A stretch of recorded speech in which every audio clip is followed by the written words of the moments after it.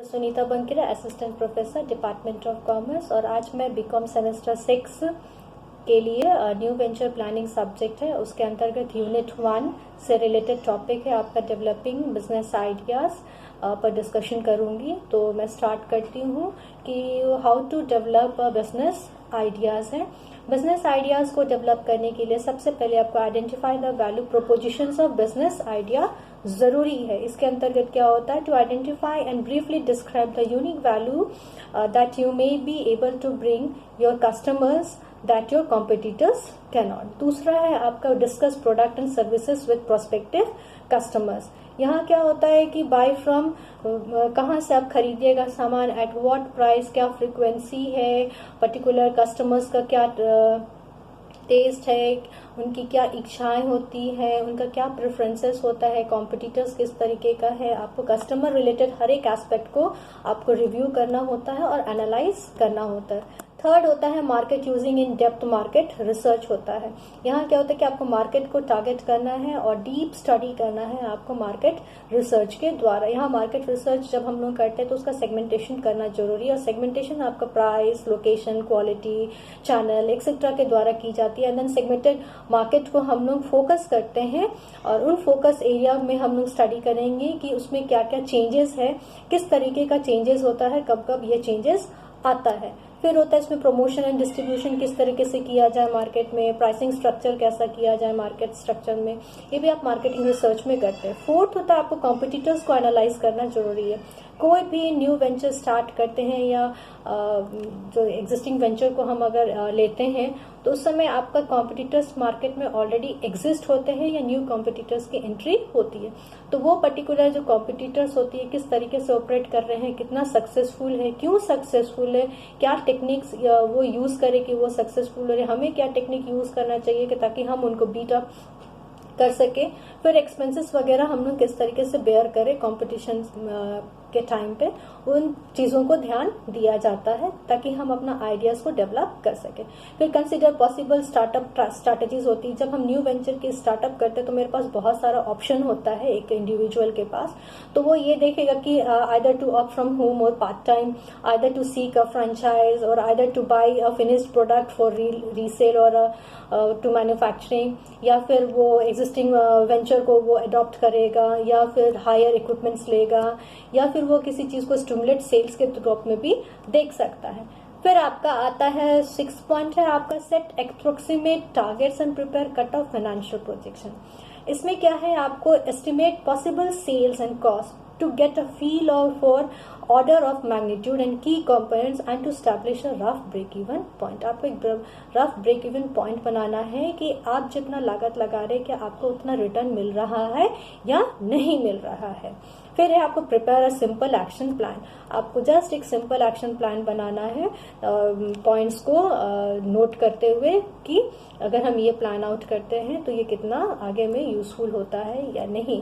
तो इसी के लिए हम लोग बोलते हैं लास्ट 8 पॉइंट क्रिटिकली एग्जामिन करना कि आपने जो आइडियाज जो आपने लगाया या आप जो आइडिया जो सोच रहे हैं क्या वो आइडिया अगर को हम लागू करते हैं न्यू वेंचर स्टार्टअप करते समय तो कितना सक्सेसफुल हम रहेंगे, कहाँ से हमको मनी का अरेंजमेंट होगा, कहाँ से हमको किस कॉस्ट पे प्रीमिसेस मिलेगा, प्रोडक्ट कैसा होगा, प्रोडक्ट कितना दूर तक सक्सेस रहेगा, प्रमोशंस कैसे करेंगे, एक्सेट्रा चीज़ों को हम बहुत क्रिटिकली एग्जामिन की जाती है। उसके बाद आगे बढ़ते हैं एंटरप्रेन्योर इमेजिनेशन एंड क्रिएटिविटी की तरफ। तो यहाँ एक बात है कि imagination leads to creativity, creativity leads to innovation and innovation leads to entrepreneur. तो हम ये बोलेंगे कि ये जो 3 आपका एंटरप्रेन्योर, इमेजिनेशन एंड क्रिएटिविटी है और इनोवेशन है, ये चारों चीज जो है आपका आपस में जुड़ा हुआ एक सर्कुलर फ्रेम में घूमता है। इमेजिनेशन क्या है, कल्पना।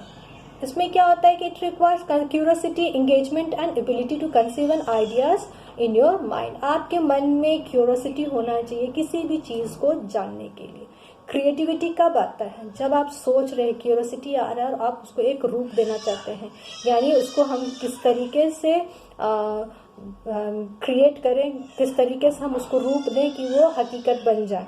एंड जब हम उसको हकीकत का रूप देना चाहते हैं, दैट इज नई खोज यानी इनोवेशन का रूप वो बन जाता है। और जब कोई इनोवेशन होता है तो एक एंटरप्रेन्योर का एग्जिस्टेंस शुरू हो जाता है। तो बोला जाए इमेजिनेशन क्रिएटिविटी को लीड करता है, क्रिएटिविटी इनोवेशन को लीड करता है, और इनोवेशन जो है आपका एंटरप्रेन्योर को लीड करता है। उसके बाद अगर हम बात करते हैं आपका इनोवेशंस के बारे में आगे हम बात करेंगे। तो इनोवेशन क्या, implementation of new ideas at individual, group and organizational level होता है।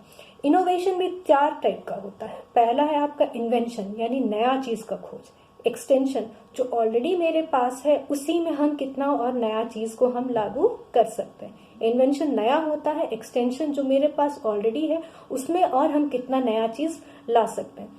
तीसरा होता है डुप्लीकेशन यानी कॉपिंग एंड एग्जिस्टिंग, जो मेरे पास है उसका डबल कॉपी करना, ट्रिपल कॉपी करना यानी उसका दूसरा एक फॉर्म को भी हम लोग ले आते हैं। और चौथा है मेरा सिंथेसिस यानी combination of more than one, जहां हम लोग 2 या 3 से ज्यादा चीजों को हम लोग कंबाइन करना शुरू करते हैं तो ये सिंथेसिस हो जाता है। तो इतना जो 4 टाइप ऑफ आपका इनोवेशन है, सारा चीज आपका गुड्स एंड सर्विसेज से रिलेटेड होता है। आइदर आप गुड्स एंड सर्विसेज नया इन्वेंट कीजिए या उसको आप एक्सटेंड कीजिए या डुप्लीकेट कीजिए या सिंथेसिस कीजिए, सारा चीज आपका इनोवेशन में ही होता है। इनोवेशन का जब अगर प्रोसेस की बात करें तो पहला इसमें है आपका एनालिटिकल प्रोसेस होता है यानी केयरफुली आपको आइडेंटिफाई करना होता है। देन आप रिसोर्स ऑर्गेनाइजेशन कीजिएगा, जिसको आपने एनालिटिकली आप केयरफुली आइडेंटिफाई किया, उसके आधार पर आप रिसोर्सेज को ऑर्गेनाइज करना शुरू करते। कहाँ कहाँ से हमको रिसोर्सेज मिल सकता है, उन सारे रिसोर्सेज को एक जगह ले करके रखना होगा। फिर रिसोर्सेज जब हम अच्छा से तरीके से अरेंजमेंट कर देंगे देन उसको हम इम्प्लीमेंट करना शुरू करते हैं। यानी अपना जो इनोवेशन है, जो नई तकनीक अगर हमको करना हो, नया खोज करना हो, नया बदलाव लाना हो तो उसके लिए हम लोग इम्प्लीमेंट करना शुरू करते हैं। फोर्थ हम लोग बोलते हैं कमर्शियल एप्लीकेशंस होता है, उसको फिर हम लोग बिजनेस का रूप देने की कोशिश करते हैं। तो अगर हमने कहा तो इनोवेशन है आपका 4 स्टेप्स में कंप्लीट हो जाता है। पहला है आपका एनालिटिकल प्रोसेस, दूसरा है रिसोर्स का ऑर्गेनाइजेशन, तीसरा है इम्प्लीमेंटेशन और चौथा है कमर्शियल एप्लीकेशन में। तो इसी के साथ हम बोल सकते हैं कि एंटरप्रेन्योर क्या है। एंटरप्रेन्योरशिप को अगर हमको स्टडी करना हो, डीप में जानना हो, तो entrepreneurship is nothing but mix एक क्रिएटिविटी और इनोवेशन का आपका सबमिशन होता है। जहाँ क्रिएटिविटी और इनोवेशन साथ में होगा वहाँ मेरा एंटरप्रेन्योरशिप होता है। और क्रिएटिविटी से एंटरप्रेन्योरशिप तक आने के लिए हमको पहले क्रिएटिविटी लाना होगा, फिर इनोवेशन लाना होगा, फिर एंटरप्रेन्योरशिप तक हम पहुंचते। अगर किसी व्यक्ति में अगर क्रिएटिविटी नहीं है तो नई खोज नहीं हो पा सकती है और वो नया एंटरप्रेन्योर भी नहीं बन सकता। तो एक अच्छा एंटरप्रेन्योर बनने के लिए सबसे पहले उसके मन में क्यूरियोसिटी होना चाहिए, देन क्रिएटिविटी होना चाहिए, फिर नया इनोवेशन करने के लिए थॉट्स होना चाहिए, एंड देन ओनली ही can be a good entrepreneur. Thank you.